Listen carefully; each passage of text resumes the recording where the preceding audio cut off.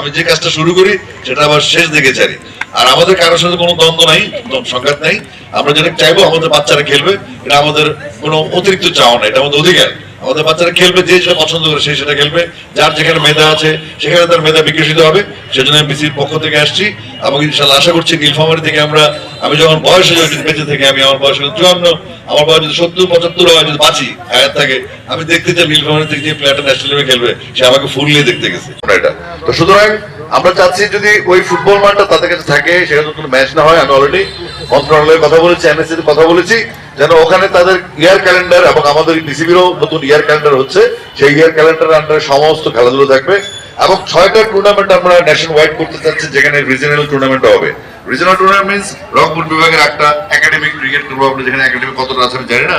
তো তারপরে হচ্ছে গিয়ার্স, ক্রিকেট গিয়ার্স এলিমেন্টস যেগুলো আমাদের। থ্যাংক ইউ সো মাচ, সবাই ভালো থাকবেন, আল্লাহ হাফেজ, সবকিছু হয়ে যাবে। Thank you.